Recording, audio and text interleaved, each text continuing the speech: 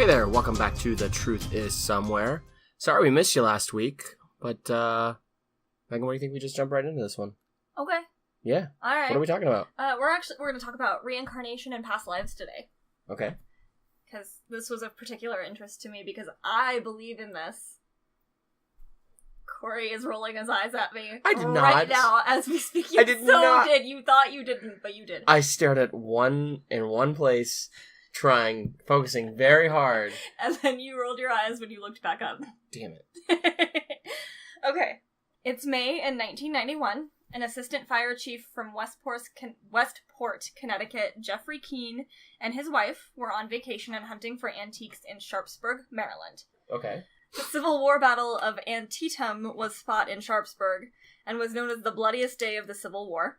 Okay. At the time, Keene had never read a book about the Civil War, nor did he know the area, but he felt compelled to visit the battlefield. While he was walking through a field known as the, quote, sunken road, he began to have strange and unexplained reaction. He wrote a book called Someone Else's Yesterday, detailing his reaction and the subsequent research, so in his own words, this is what happened to him that day at Sunken Road. Okay. Quote, "A wave of grief, sadness, and anger washed over me. Without warning, I was suddenly being consumed by sensations. Burning tears ran down my cheeks. It became difficult to breathe. I gasped for air as I stood transfixed in the old road bed." Mm-hmm. And before he and his wife left Sharpsburg, they went to a gift shop where Keene purchased a Civil War magazine on the Battle of Antietam. And he ended up putting that magazine away for a year and a half. He just, stuck it in a drawer and never read it. Okay. And then in 1992, Keene and his wife attended a Halloween party at which a clairvoyant had been hired to give readings. Okay. So clairvoyant wanted to... why was there a clairvoyant? Because it was just a Halloween party. Spooky mystical. Oh, okay. It wasn't like they were pursuing anything? No. It was just it was like a party thing. Okay. Alright, so the whole idea party trick. I think I know where this is going. He's supposed to be the reincarnate of someone. Yes. Yeah. Yeah. In the Civil War. Mm-hmm. Okay. Okay. So he steps up to get his reading at this Halloween party, and Sunken Road came up, and the clairvoyant told him that he had been a soldier and had been shot on the battlefield there. Mm. And according to the clairvoyant, past Keene's spirit floated above his apparently lifeless body in the field and angrily yelled, "No!" Like his spirit was like, "Oh, I'm not ready! No! No!" And at this point, Keene says the clairvoyant paused and he corrected the clairvoyant and told her, he said, "Not yet. Not just no." Oh. He just had this overwhelming feeling. He's like, no, I said not yet. Oh, so he said, I said not yet. Yeah, he corrected her, no, I said not yet. Uh-huh. And then the next day, Keene decided to look at the magazine that he had shoved in the drawer. Okay. And he once again experienced the unexplained rush of emotion, and he opened the magazine to a picture of Sunken Road and was startled to find the quote, "Not yet," on the page. And as Keene read on, he discovered that "not yet" was an order given by General John B. Gordon during the Battle of Antietam. Then, also in the magazine, he found a picture of General Gordon and was shocked by how, they looked. This is okay, a picture. So that's a picture of them. Mm-hmm. They're fairly similar, yeah. They are fairly similar. They look a lot alike. Has a lot darker hair. The general, I would imagine, is the one with the longer goatee. Yes. Yeah, he's got... they look like they could have been related. Yeah. Yeah, their face shape is kind of the same. They have flat cheekbones, kind of a rounded forehead. His forehead has more of an angle right here than his does. And, I could pick at this all day. Look at his ears. Could. They're at different angles. He's got big rounder ears. He's got sharper looking ears. Their noses are pretty similar. They definitely look like... They could have been... They could have been twin brothers that went through different circumstances, I would even say. Yeah. But, okay. So anyway, Keene sees the picture, and he's reading the magazine, and he's like, "That guy looks like me." Mm-hmm. And he starts doing a bunch of research about General Gordon, and starts uncovering a lot of eerie similarities between himself and General Gordon. Okay. And so he says that not only did they look a lot alike, they had the same height, eye color, birthmarks, and general bone structure. Okay, but not hair color. Yes, correct. Mm-hmm. But they shared similar personality traits, writing styles, and taste in clothing. Okay. Where is he from? Where is who from? I forgot his name. I'm so bad with names. The guy we're following now, that's not General Gordon. Oh, Keene, he is from Westport, Connecticut. Okay, and where's Gordon from? I don't know. He was a Confederate soldier. Okay. That's all I know. Sorry. He's a Confederate soldier. Okay. In 1977, Keene was admitted to the emergency room on his 30th birthday for severe pain in his jaw. Tests were conducted, but no reason could be found for his pain, which ended up slowly subsiding and disappearing altogether. It wasn't until much later that he learned of General Gordon's face injuries from the Battle of Antietam, which occurred when Gordon was 30 years old. Keene also has 3 birthmarks on his face, and all of them correlate to a location where Gordon was wounded in battle. What? And there's a website that tried to, give me pictures of these supposed birthmarks and comparing them to, the scars of the original guy, and they were, so blown up and blurry that I was like, that could literally be anything. Oh, so even I was like, debunk that one. But that could just be because they don't have good pictures of General Gordon's scars, because... Yeah, a long time ago. Yeah, Civil War. So I could chalk it up to that. But anyway, I knew that you would totally be like, this is ridiculous. They had at least 720p back then. At least. 13 megapixels. Okay. Yeah. Mm-hmm. You didn't have to stand completely still. No. Why would you say that? That's weird. Okay. So Keene then sets off to learn as much as possible about what he believes to be his past life. Mm-hmm. And he used a series of meditations to recall his life as General Gordon, and was able to compare his memories to the book Gordon wrote called Remembrances of the Civil War. So Gordon was actually one of Robert E. Lee's most trusted generals. Mm-hmm. So there's actually a lot out there about him, which makes Jeff Keene's job really easy. Sure. He's either really lucky and he was able to corroborate so much of this, or, it all makes this obviously a hoax because there's all of this history that he could have just been like, yeah, it's all the same. Oh, wow, I remember this. Weird, look it's in the book. Yeah. Yeah. It depends on what you believe. I happen to think that this guy probably was reincarnated, and I know that you think I'm full of crap.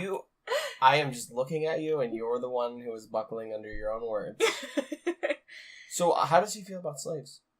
I don't know. Because that's a big question. There was nothing in any of that about how he felt about slavery. I mean, think about it. Well, he's now a Yankee, so... So... He's from Connecticut. Yeah. So what? Just curious, I mean... Okay, well, he didn't talk about how he felt about slaves. Yeah. Well, I mean, if he's like, yeah, you know... Well, just because you have memories doesn't mean that you don't change your mind when you're reincarnated. I don't know. That would be a real big... That would be a real big, over and over again, don't you think we learn our lessons? I don't know. Maybe he didn't. That would have been a real big, oh yeah, maybe he was. All I'm saying is that could have been a point of evidence. Sure. Where he was like, slavery's okay. Okay. And I would have been, and I'm like, okay, that's one more point for you, buddy. Okay. A really bad point, but a point. Alright. Slavery's bad, okay? We do not condone slavery. It just would have been a point in this guy's favor, apparently. So you lost that point. You lost that point, Keene. You lost it. No, slavery is... He does condone slavery. He does, but we don't. Does he? Well, we don't know that if he does. You were saying that if he condoned slavery, it would have been a point. You would be like, oh yeah, I kind of believe you now. I mean, it would have been a point for him. I would have subtract 1 point from Keene, because we don't know anything about if he finds slavery to be a positive thing or not. It was a point. I think we've blown this way out of proportion. Okay. We've spoken about this for way too long. Alright. I'm trying to figure out how I can drag this out even longer. But it's time for us to consider moving on. Okay. So normally when we hear about past life cases, we hear about children. Mm-hmm. Jim B. Tucker, an associate professor in psychiatry at the University of Virginia, has been studying cases of past lives since 2002. Okay. And he has written 2 books on the subject and has some very interesting conclusions and statistics. Mm-hmm. Tucker claims that most children with past life memories are between the ages of 2 and 6. 60% of them are male, and 70% of them remember dying in a violent or unnatural way. That's nice. Yeah. Tucker studies the science behind past life memories. What are your first memories, Timmy? Dying in a fire! Exactly, that's pretty much it, yeah. Oh, man. Well, I got in a car crash, and I watched myself bleed out as my intestines hung out from my stomach. Can you imagine how disturbing that would be if your, like, 3-year-old is, like, telling you about this, like, horrible, like, being impaled by a tree when they got in a car accident. I was impaled on a tree and hung there, and they couldn't find me as they walked around. I died! Jesus, Jimmy! Where do you learn these things? I don't know. Oh, man. Anyway. Tucker Come on, you can do it. Tucker studies the science behind past life memories. Did you put air quotes around that? No. Actual science. He's a psychiatrist. Oh, with a PhD and everything. Yes. I mean, actual science from a university. Quack for everything. Okay, anyway. Well, it's like that Do You Not Love Past thing where I was like, gravity vortexes that literally can, there is like, some fling truth to gravity people across a forest. There's nothing like that, but there is some truth to quacks gravity. And everything, right? Yeah. Okay. Anyway, so he studies the science, and while some cases can easily be discounted, usually when they come from families that are missing a loved one, and a child picks up on that and makes innocuous statements that, like, about that person. Yeah. Whoops. Look at that. Sorry, everybody. I just smacked the shit out of the microphone. Look at that. She's flailing. So it's like so Grandpa has died, and your 3-year-old is picking up on the fact that everybody's really sad because Grandpa has died, so he starts making, like, little comments of what he remembers of Grandpa, or what he's, like, hearing other people remember of Grandpa that he could not possibly remember. Yeah. So those are the ones that, like, he's like, science does not back this. Like, that's the child just being very perceptive and empathetic and picking up on what the family is projecting. Sure. But Tucker also notes that there are cases in which the child and family have never met the person in the previous life. So that's where, like, he focuses his studies. Okay, on those that could actually be. Yeah, that could be real. He says, quote, "I understand the leap it takes to conclude there is something beyond what we can see and touch. But there is this evidence here that needs to be accounted for, and when we look at these cases carefully, some sort of carryover of memories often makes the most sense." Mm-hmm. There's a fairly recent case involving a 2-year-old boy in Louisiana. James Leninger was born in 1998, and by the time he was 2, he had a great love of airplanes, like a lot of little boys. Sure, that's pretty common. Yeah, very common. And also at the age of 2, he started having violent nightmares about aircraft crashes. Okay. And he would scream from his bed, "Airplane crash, plane on fire, little man can't get out." He's a little dude. So this would happen 4 to 5 times per week. Mm-hmm. And his parents, Andrea and Bruce, started trying to ask him questions regarding the nightmares. And Andrea asked James who the little man was, and James replied me, which makes sense because he's a little man. Yeah, he's a little dude. And Bruce asked him who had shot his plane down, and James answered that it had been the Japanese. When Bruce asked how James knew it was the Japanese that had shot down the plane, James replied, quote, "The big red sun." Okay. Which makes sense. Right, they got the flag. The red dot, yeah. Bruce and Andrea knew that James was not learning about World War II from them or any TV programs they had watched, so they started asking James more detailed questions when he would have the nightmares. And they eventually learned that the little man had a friend who was also a pilot named Jack Larson. Okay, he learned that from asking the kid? Yeah, they were asking him after he would have the nightmares, like, Jack explain Larson. more. So he had a friend who was a pilot named Jack Larson.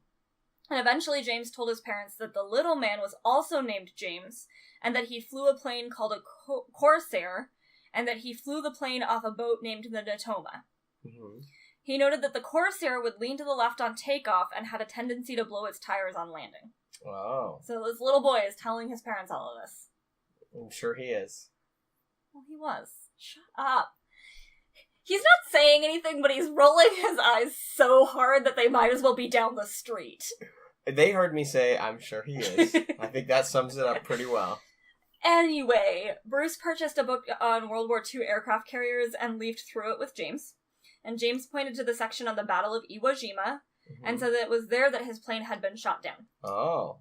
And Bruce started to research the things James was telling him and found that there was indeed an aircraft carrier called the Natoma Bay that served in World War II, and the Natoma Bay had indeed participated in the Battle of Iwo Jima. Oh. Bruce attended a Natoma reunion in 2002 where he learned that 18 pilots from the Natoma had died during service in the Pacific, and one of them had been named James Huston Jr. Okay. Bruce also found a man named Jack Larson who served with James Huston. Okay. And Bruce only found one discrepancy in James's story. James Huston Jr. was flying an FM-2 Wildcat when he was shot down, not a Corsair.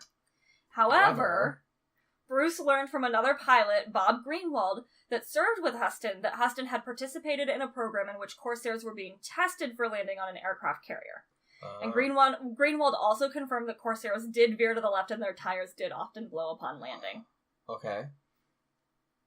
So there's all this stuff that's like, could this kid Evidence. possibly be lying? With quotations. Well, but that's the thing, like, so I want to go back to that quote, because I felt like it was really powerful, where the professor says, I understand the leap it takes to conclude there is something beyond what we can see and touch. Sure. But there is this evidence here that needs to be accounted for, and when we look at these cases carefully, some sort of carryover of memories often makes the most sense. So when he's looking at all of these cases and he's connecting them, because he's been doing this since... Yeah. A carryover of memories makes the most sense. Yeah, like scientifically, when he breaks it apart, he's like, this is the answer that makes the most logical sense. Sure. For him. Sure. And then the other thing about what was really interesting about the Leninger case was that Bruce and Andrea are really religious. They're very Christian. And they don't believe in reincarnation. Like, that's a big no-no. Okay. Right? And so Bruce had a really, really, really hard time coming to terms with the idea that that's what it could possibly be. And so he was, like, investigating things very slowly, and things just kept coming up, and he was like, maybe I'm wrong about everything, because my 2-year-old is, like, telling me that he crashed a plane and he was shot down by the Japanese in a battle that actually happened off of a boat that actually existed. Yeah. And he's got all this information about planes that a 2-year-old could not possibly know. Or is it a hoax created by the parents? Well, I happen to think that it probably isn't a hoax, because this professor's been, like, this is one of the cases the professor's been studying. Okay. So I feel like somebody who is scientific-minded is going to take into the account the possibility of it being a hoax. And he was even talking about, like, there are definitely some that are not a thing. I get it. You have to say something isn't going to if you want to be credible, if you want to have any sort of credit. But it's not the scientific community that's saying this. It's one guy. One guy. Well, because... And it starts there, and I understand that. And maybe this will turn into something. Yeah. But all I'm saying is a couple of cases where some kids can say some things. Well, it's not just a couple of cases. Like, he has hundreds of cases like this. Okay. Hundreds. And I didn't go into deep research on all the rest of them, because I happened to find this one the most interesting. Mm-hmm. But he's literally got hundreds of cases, and they all have similarities like this. Like, he was able to get the statistics, like, they're between the ages of 2 and 6, and 60% of them are male, and 70% of them remember dying in a violent or unnatural way. Yeah, 2 and 6. What are our imaginations the most vivid? Well, maybe that's why... That's what I was kind of thinking when we were doing this. I knew that you were going to have some excuse about, like, little kids being super imaginative. And then I was also thinking about the fact that, like, we shut down so much as adults, like, as we get older, because all of the adults around us are telling us, like, oh, that's not real, that's not a thing, blah, blah, blah, blah, you gotta get serious, and then by the time we're adults, we're like, oh no, that can't possibly exist. But, like, what if it does, and we just turned ourselves off? I mean... Like, what about this guy who was in his 40s when he realized that he was a general in a past life? You know what I mean? Like, this is a thing that actually does happen, and... It could also explain the differences between, like I really, really believe in ghosts and the paranormal, and you don't, right? Yeah. Maybe there's just a difference in, like, allowing that in. Do you see what I'm saying? I know that sounds like a cop-out. I get that sounds like a cop-out. But maybe there's a difference between you just being like, nope, doesn't exist. Science says it doesn't. Logic says it doesn't. Where I'm like, well, it could. And what does that mean? I'm saying maybe it does exist. Okay. But you just refuse to believe it, so you're not seeing it. Like, I need evidence. You can find a way to refute everything. That's the thing. No, you can't. You can, though. You're, like, you won't just take it at face value. You won't take the fact that there was somebody who was steeped in science researching this stuff. You just go, oh no, it must all be a hoax. I won't take one person. I understand I won't. that. Just like the one guy who says he can take a human head off of someone and put it on another person's body. Sure. I don't believe he can do that. Is he going to try? Absolutely. But the scientific community, I trust the many over the one. And I'm not saying, and I even said it. I said it earlier. I said, that community always starts with one person. So maybe he's onto something. Maybe he is. When when Hawking first said black holes emitted radiation from them, everyone was like, Stephen Hawking is a quack. Mm-hmm. He's a quack. Yeah. He's crazy. He doesn't know what he's talking about. He's a cripple in a wheelchair. And then they were like, holy crap. Yeah, that math accounts for everything. Mm-hmm. Like, how did we miss actually that? Brilliant. So I'm not saying that it's not possible, right. but I'm saying based on everything that we have seen, everything that I have seen, and yes, when you say hundreds of cases, in the grand scheme of things, that's still only a couple. I know. I understand that. I'm just like, I want to This is like Bigfoot all over again. It's Bigfoot all over again, where I'm just like, no, but this is a thing that I actually think could be. I do. That's why I wanted to do this one, because I was like, oh man, like, the General Gordon guy just blows my mind. Except for the fact that, like, there's all these books and corroborating evidence and stuff where it could definitely just be like, oh man, you went and read the book and then decided you kind of looked like this because guy. He kind of looks like him. This whole story, right? But I think with, like, a 2-year-old, that's a little more... Like, he didn't just go pick up a World War II book on his own, and his parents claim... I know that you could say, like, they're lying. His parents claim that they weren't, like, watching World War II documentaries or anything, so where does a 2-year-old pick that up? I don't know, maybe he heard it once. Maybe they weren't watching it, but they stepped away and the History Channel was on. Maybe. I don't know, he got a lot of information, though. Like, he had names. That's weird. You gotta admit. So they say. Well, why would his dad just go around, like, going to random reunions and finding random people and talking to them? I don't know, what's that called when, you, like, your kids become, like, manipulative toys for you? I don't know. There's like a syndrome for that. I can't think of what it's called. Like, Stockholm Syndrome? I don't know. No, I don't know what it's called. Like Munchausen's is when you you make your poison children your kid. sick. Yeah, that's right.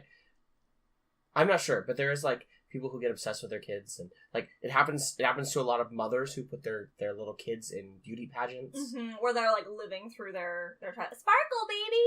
Yeah. Yes, sparkle baby. What was that? I've watched a lot of TLC. That's all I'm saying. Tender Love and Care? No, the Learning Channel. Where, the Learning Channel, where they have TV shows about small children and beauty pageants. Yeah, because you can learn about... Because I learned so much. Also, 19 Kids and Counting, which isn't a thing anymore, but I was obsessed with it back in the day, because, I believe it. It's just a fascinating look into... Insanity. Well, yeah, that. Well, that, too. So anyways, what do we have left? That was it. That was it? Yeah, that's why I'm trying to talk with you. To get to. Oh. Yeah. Okay. So talk to me about what you think about General Gordon or James Huston. Man, I kind of did. I think General Gordon is definitely... not definitely. Because I'll give you that. I'll give you not definitely. I think General Gordon is probably this guy who's like, I didn't look at my magazine in years. It just sat there. Come on, man. You read it. You read it and then put it in there and then remembered when the lady was like, oh... Maybe you're this guy. He was like, cha-ching! I do look like him. Time to cash in. Well, why do you think the clairvoyant brought it up to him, though? Maybe she didn't. Maybe she was just part of the story. Oh, I guess so, maybe. Maybe she never even actually existed. Though that's a great idea. I think next Halloween we should do something like that. Let's get a fortune reader. Let's get one of those. That'd be kind of fun. Yeah. We'll get some crazy fortune teller to tell everyone's... I mean, we have a friend who does tarot. Yeah, but let's not mock her. I won't be mocking. You're the only one that will be mocking. You're the worst. No, I'm joking. I wouldn't mock, but that was just too funny not to say. Yeah. Yeah, I don't know. I just don't think that... Again, this is a huge case of... I want to believe. I want to believe. Like, you're walking through the forest and look, a jackalope. I know. I want to believe that there is something, beyond death. I do. I want to believe that I get to come back and do it all again. And make up for the mistakes that I made. Or go to the big shining light. I just...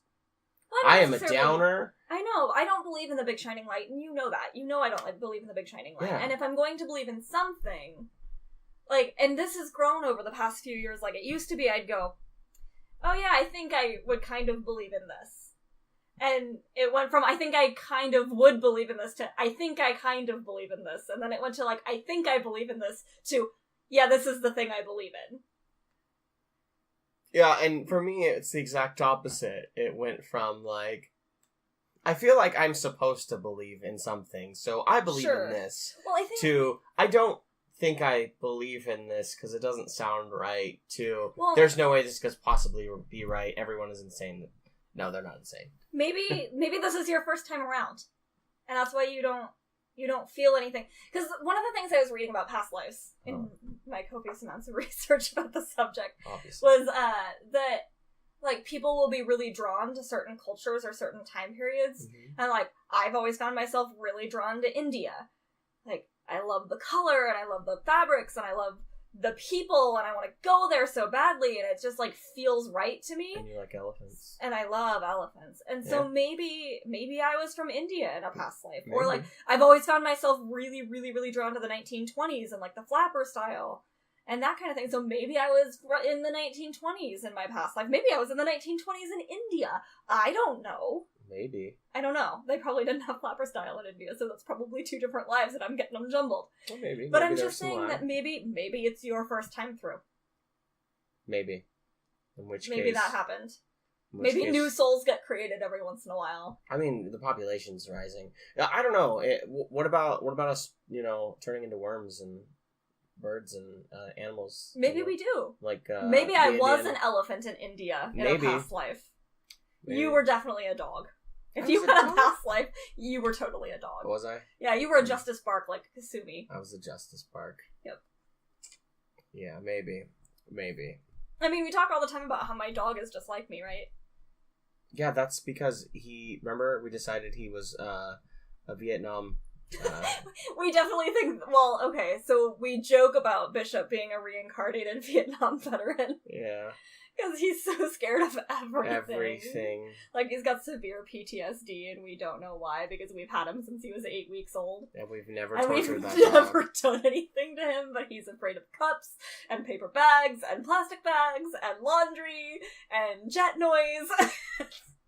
Life. Everything. He's so afraid of everything. So, we chalk it up to PTSD in a past life, and we leave it be. I mean, that dog is afraid of everything. So maybe there it is. Bishop is the proof. Bishop's the proof. Bishop's the proof. My baby Bishop is the proof. There it for is. You that there it is. Reincarnation is a thing. Reincarnation is a thing, and Bishop was a Vietnam veteran. Yeah. Yeah, and that's that. Good talk. Good talk. Good talk. That Okay. ended awkwardly. Okay. So let's get my spiel down here. Cue the outro. Cue the outro. If you would like to follow us, you can find us on Facebook, Twitter, and Instagram at TTIS Podcast. If you want to support us, you have a couple ways you can do that. If you like what we're doing, you can go to iTunes and leave a review. If you don't like what we're doing, then just keep your mouth shut. Yeah. You can support us on Patreon, and that's also at TTIS Podcast. You get some cool swag that only people on Patreon get, and you get Patreon-only content. Yep, we're working on that. So those of you that are, fret not, there will be stuff. There will be things. And then if you have suggestions, comments, concerns, you just want to talk, you can email us at thetruthissomewherepodcast@gmail.com. And you can find all of our show notes and everything on thetruthissomewhere.com, and you can find merchandise at thetruthissomewhere.threadless.com. And I think I have now covered all of the places that you can possibly find us. You can find us on Google+. Just don't waste your time. We're not... Are we on Google+? I don't know. I don't think we're on Google+. Don't believe that. Wait, we are, because we have that YouTube channel. Oh, we have a YouTube channel. Yeah, we're up on YouTube. I don't know if we announced that we are. No, because there's only 2 episodes showing up. Yeah, everything from episode 8 up. Mm-hmm. It's a pain to get the episodes from Podbean. We'd essentially have to republish everything if we wanted to do it in that style. Maybe one day I'll go back and I'll take those episodes and I'll give them a fancy background. I could just do a static image, and we'll get them up there. But if you're listening to this episode, odds are you've probably already listened to the episodes before. And if you want to listen to it on YouTube from here on out, Go ahead. Check it out on YouTube. Yep. Truth is Somewhere. TTIS. Something like that. Search for that. You'll find it. Yep, that's it. Have a swell rest of your day.